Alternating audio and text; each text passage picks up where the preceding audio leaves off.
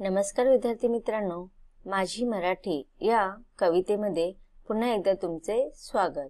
आज आपण बालभारती पाठ्यपुस्तकातील पाठ क्रमांक 7 माझी मराठी ही कविता अभ्यासणार आहोत। या कवितेचा हा सेशन क्रमांक 3 आहे। यामध्ये आपण उर्वरित कवितेच्या ओळींचा अर्थ समजून घेऊया आणि त्यानंतर पाठाखालील स्वाध्याय आपण पाहणार आहोत। चला तर सुरुवातीला आपण कवितेच्या ओळी अभ्यासून घेऊया। आपल्या भाषेविषयी आपल्या मनातील प्रेम आणि भावना व्यक्त करताना कवयित्री मृणालिनी कानिटकर जोशी म्हणतात की माझी भाषा माझी आई अर्थ भावनांना दे, तिच्या राहावे ऋणात होऊ नये उतराई, तिच्या एकेका शब्दाला रत्न कांचनाचे मोल, कधी तप्त लोहापरी कधी चांदणे शीतल, रान वाऱ्याच्या गंधात माझी मराठी भिजली, लिहून या नाना बोली माझी मराठी सजली, माझ्या भाषेचे अमृत प्राशेल तो भाग्यवंत, तिचा नाही दुजा भाव असो कोणताही पंथ, माझ्या मराठी भाषेची काय वर्णावी थोरवी, दूरदेशी ऐकू येते माझ्या मराठीची ओवी। बघा, आता इथे कवितेमध्ये कवयित्री सांगत आहेत की जेव्हा माझ्या या भाषेचं अमृतरूपी जल जेव्हा एखादा व्यक्ती प्राशन करतो तेव्हा तो त्याच्यासारखा भाग्यवंत नशीबवान असा कोणी उरत नाही। आणि ही माझी मराठी भाषा कधीही कोणत्याही प्रकारे कोणाबरोबरही दुजाभाव करत नाही, मग तो कोणत्याही समाजाचा असू दे किंवा कोणत्याही पंथाचा असू दे। पुढे कवयित्री म्हणतात की माझ्या मराठी भाषेची काय वर्णावी थोरवी, की माझ्या या अशा ह्या मराठी भाषेची मातृभाषेची वर्णावी म्हणजे वर्णन करणे, थोरवी म्हणजे महानता, तिचं गौरव मी किती वर्णन करू आणि कितीही वर्णन केलं तर ते अवर्णनीय आहे, त्याच्यासाठी शब्द अपुरे पडतात। माझ्या ह्या मराठी भाषेचं वर्णन करत असताना मला शब्द मिळत नाही आणि कितीही तिचे महत्व कितीही तिची थोरवी मी गायली तरीही त्या भाषेचं वर्णन संपत नाही। मातृभाषेविषयी आपल्या मनामध्ये आपुलकी असते, प्रेम असतो, जिव्हाळा असतो। ज्याप्रमाणे आपल्या मनात आईविषयी प्रेम असतं, आईविषयी तर सर्वांनाच मनामध्ये प्रेम असतं, त्याचप्रमाणे आपल्या मातृभाषेबद्दल आपल्या बोलीभाषेबद्दल एक अप्रूप असतं, सगळ्यांना एक जिव्हाळा असतं, एक प्रेम असतं। तसेच प्रेम सुद्धा आपण मराठी भाषेविषयी सर्वांना वाटत असतं। आपल्या मराठी भाषेतील शब्दांचे महत्व, त्या बोलींचे महत्व, त्या मराठी भाषेची थोरवीचं वर्णन करत असताना कवयित्री म्हणतात की दूरदेशी ऐकू येते माझ्या मराठीची ओवी। ओवी तुम्ही आता ऐकलेलं असेल, ओव्या की नाही, बहिणाबाई चौधरींच्या ओव्या, अरे संसार संसार जसा तवा चुलीवर, ह्या अशा प्रकारच्या ज्या काही ओव्या आहेत त्या आपल्या देशातील अत्यंत प्रसिद्ध असा काव्याचा एक प्रकार आहे, छंद आपण त्याला म्हणतो की नाही। तर कवयित्री सांगतात की ज्याप्रमाणे आपल्या देशातील पोवाडे, भारुड, ओव्या हे प्रसिद्ध आहेत आणि ते प्रसिद्ध कशामुळे झालेले आहेत की आपल्या मराठी भाषेमुळे झालेले आहेत, की आपल्या मनातील एखाद्या व्यक्तीबद्दलच्या शूर भावना आपण त्याच्यामध्ये व्यक्त करतो की नाही। पोवाडेमध्ये वगैरे कोणाचे पोवाडे, ती शिवाजी महाराजांचे पोवाडे आहेत, त्याच्यामध्ये शिवाजी महाराजांची थोरवी गायली गेलेली आहेत। तर अशाच प्रकारे ओव्यांमध्ये सुद्धा आपल्या मनातील भावना स्त्रिया व्यक्त करताना आपल्याला दिसतात। मग अशा ह्या परदेशामध्ये आपल्या मराठी भाषेचे ज्या काही रचना आहेत, जे काही शब्दसंग्रह आहेत, जे काही शब्दरूप मिळालेले आहेत, मग ते काव्यांचे वेगवेगळे प्रकार असू शकतात, लोकगीतं असू शकतात। मग हे लोकगीतं माझ्या मराठी भाषेमध्ये लिहिलेले आहेत आणि ह्या मराठी भाषेतील लोकगीतं, ओवी, भारुड, पोवाडे असे आज काय होत आहेत, दूरदेशी ऐकू येतात, की परदेशामध्ये सुद्धा ह्या मराठी भाषेचं खूप नावलौकिक झालेलं आहे, तिची महत्व अन्य देशांमध्ये सुद्धा वाढलेलं आहे। बघा, एक काळ होतं की अजून सुद्धा आपण बघा इंग्रजीचं किती मोठं हे करून ठेवलेलं आहे। आज आपण आपल्या मुलांना मातृभाषेमध्ये शिक्षण घेण्यासाठी वंचित ठेवत आहोत, तर आपण त्यांच्यावरती एक प्रकारे अन्याय करत आहोत. आज आपण इंग्रजी भाषेला एवढं प्राधान्य देतो, पण तेच इंग्रजी भाषा ज्या देशामध्ये बोलली जाते त्या देशातील लोक आपल्या मराठी भाषेचं महत्त्व जाणतात आणि मराठी भाषेला अत्यंत महत्त्व देतात. आणि आपण सुद्धा अशा या मराठी भाषेला नक्कीच महत्त्व दिलं पाहिजे. आज आपण इतर भाषांचं ज्ञान मिळवलंच पाहिजे, कारण की जगाच्या पुढे आपल्याला चालावंच लागतं की नाही, जगाच्या मागे आपल्याला राहून चालणार नाही. त्यामुळे आपल्याला विविध बोली भाषांचं किंवा विविध भाषांचं ज्ञान असणं आवश्यक आहे. पण त्या ज्ञान ग्रहण करत असताना आपण आपल्या मातृभाषेला, आपल्या बोलीभाषेला विसरता कामा नाही. आपल्या बोलीभाषेचं, आपल्या मातृभाषेच्या शब्दांचं महत्त्व काय आहे हे आपण या कवितेच्या माध्यमातून ओळखलेलं आहे की आपल्या भावनांना व्यक्त करण्याचं माध्यम म्हणजे बघा, आता आपण इंग्रजी शिकतो, पण इंग्रजीमध्ये आपण प्रत्येक गोष्ट आपल्या कारण की परदेशी भाषा आहे ती आपण त्याच्यामध्ये व्यक्त करू शकत नाही.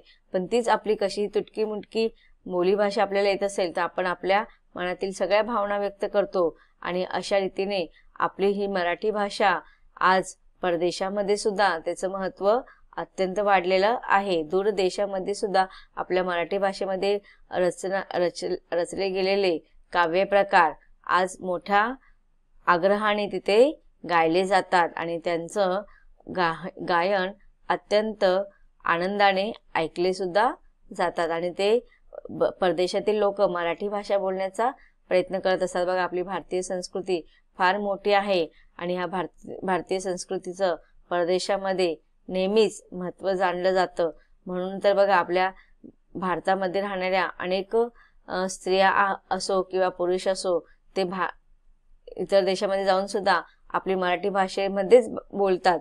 एखादं भाषण करायचं असेल, एखादं कविता गायन करायचं असेल तर मराठी भाषेमध्येच ती लोक बोलतात. आणि अशा रीतीने आपल्या मराठी भाषेचं महत्त्व अजून वाढलं जातं. आणि अशा ह्या मराठी भाषेचं कितीही थोरवी गायलं तरी ती अवर्णनीय आहे.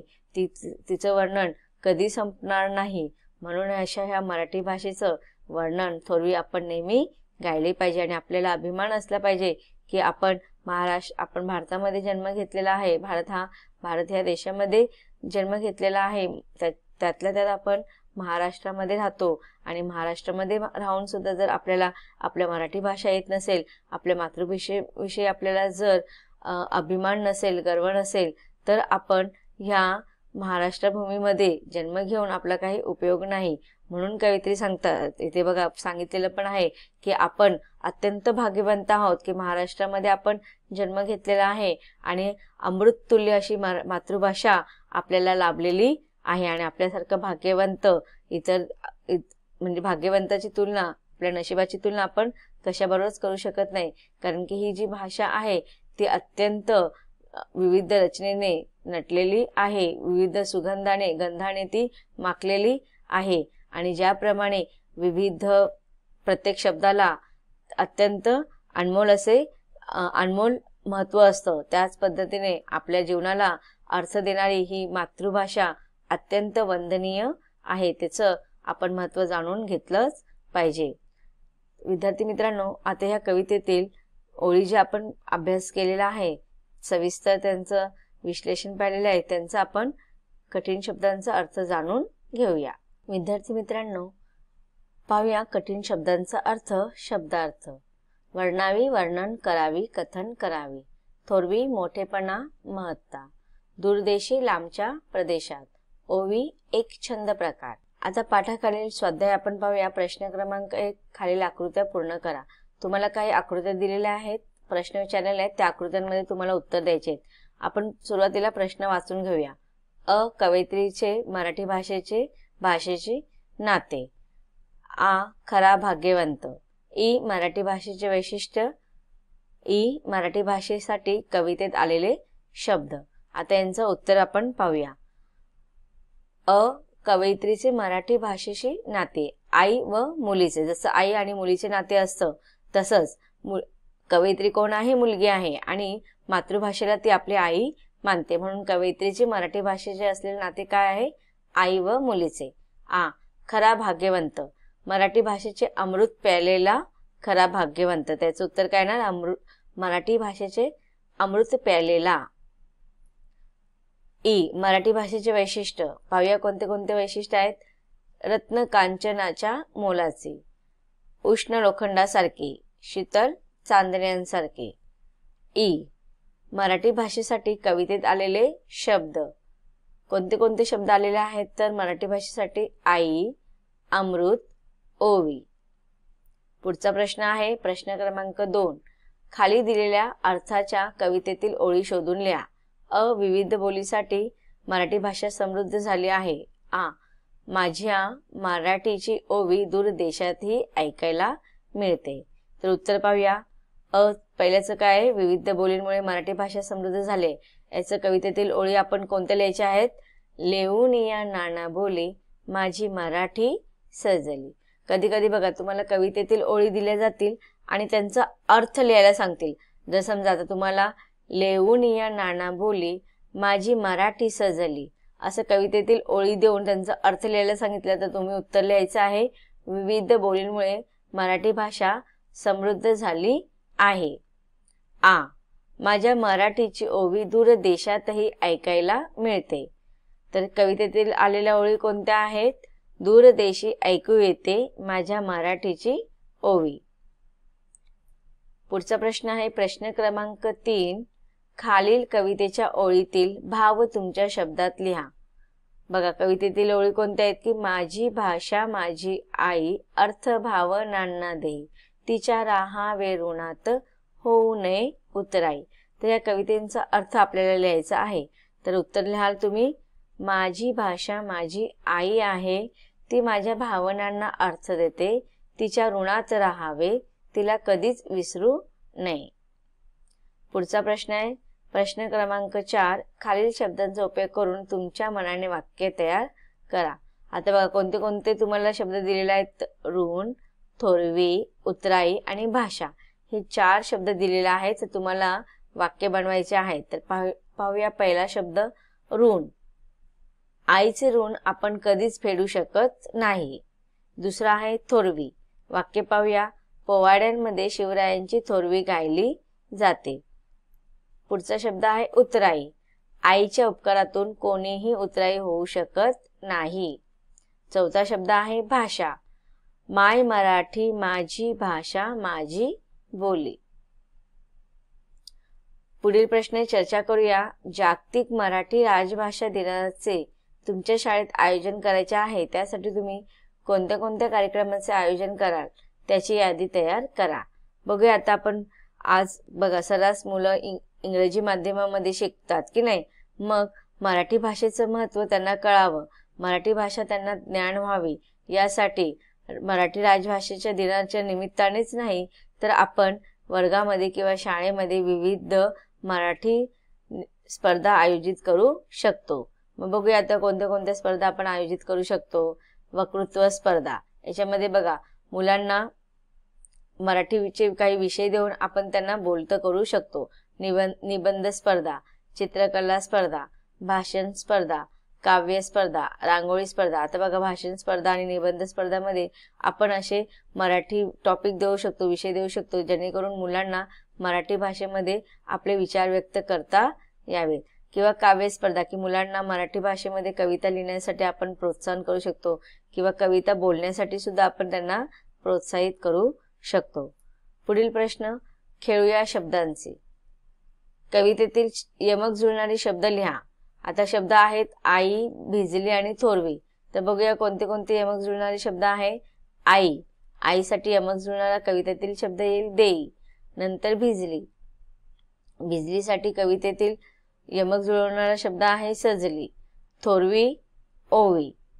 पुढचा प्रश्न आहे खाली दिलेल्या भेटकार्डावर तुमच्या आवडत्या मित्रमैत्रिणीच्या वाढदिवसानिमित्त शुभेच्छा संदेश तयार करा. बघा इथे तुम्हाला भेटकार्डचं चित्र दिलेलं आहे. तर त्याच्यामध्ये तुम्हाला छानपैकी वाढदिवसाच्या निमित्ताने मित्राला किंवा मैत्रिणीला संदेश लिहायचा आहे. तर इथे पहिले तुम्ही तुमच्या मित्राचं नाव किंवा मैत्रिणीचं नाव लिहायचं. प्रिय डॅश डॅश मित्र मैत्रिणीचं नाव लिहायचं. नंतर तुम्हाला आवडेल तो संदेश द्यायचा आहे. तुम्ही तुमच्या मनाने लिहू शकता. इथे मी दिलेला आहे की नवा ध्यास नवी आस निर्माण करीत प्रत्येक क्षण यावा, यश व कीर्तीने तुमचा आनंद शतगुणित व्हावा. तर तुम्ही तुमच्या आवडीप्रमाणे इथे मराठीमध्ये वाढदिवसाच्या निमित्ताने तुमच्या मित्रमैत्रिणींना छानपैकी एक छोटासा संदेश लिहू शकतात आणि शेवटी संदेश लिहिल्यानंतर लिहू शकतात की वाढदिवसाच्या हार्दिक शुभेच्छा. आता पुढील प्रश्न आहे की खालील तक्त्यात तुमच्या आवडत्या सणांची नावे लिहून त्या निमित्ताने तुमच्या मित्रमैत्रिणींसाठी शुभेच्छा संदेश तयार करा आणि लिहा. आता बघूया सण. गुढीपाडवा. गुढीपाडव्याच्या निमित्ताने आपल्याला मित्रमैत्रिणींना संदेश द्यायचा आहे. तुम्ही काय संदेश द्याल? तर उत्तर आहे स्वागत नववर्षाचे, आशा आकांक्षाचे, सुख समृद्धीचे, पडतादारी पाऊल गुढीचे. दिवाळी. दिवाळी सणासाठी आपण काय संदेश देऊ शकतो? अंधार वाटा उजळून निघाल्या दीपावलीच्या या दिनी, सदैव मंगल हो तुमचे हीच कामना मनी. दसरा. दसरा या सणाच्या निमित्ताने आपण काय संदेश देऊ शकतो? सोन्यासारख्या सोनेरी मित्रांना सोनेरी दिनाच्या सोनेरी शुभेच्छा. आता बघा तुम्ही अधिकतर व्हॉट्सअपला वगैरे यूट्यूबला वगैरे अशा बऱ्याचशा मराठी सण आल्यावरती एकमेकांना संदेश देत असतात की नाही, वाचले असतील तर तुम्हाला जे आवडणारे संदेश तुम्ही इथे लिहू शकता. रमजान ईद. धर्म जात यापेक्षाही मोठी असते शक्ती माणुसकीची, हर्ष व उल्हासासह शुभेच्छा तुम्हाला रमजान ईदची. नाताळ. आनंद घेऊन नाताळ आला, निसर्ग हर्ष उल्हासी भरला, सुख समृद्धी लाभो तुम्हाला हीच विनंती माझी येशूला. बुद्ध पौर्णिमा. बुद्ध पौर्णिमेचा हा पूर्णचंद्र तुमचे जीवन तेजोमय करो. बुद्धांचे महान विचार तुमच्या जीवनात साकोरी हीच सदिच्छा. तर अशा रीतीने तुम्ही विविध सणाला तुमच्या मित्रमैत्रिणींना छानपैकी संदेश देऊ शकता. तर विद्यार्थी मित्रांनो, ही कविता आपण विस्तारित रूपात अभ्यासलेली आहे आणि कवितेचा स्वाध्याय सुद्धा आपण अभ्यासलेला आहे. ही कविता इथे संपते. धन्यवाद.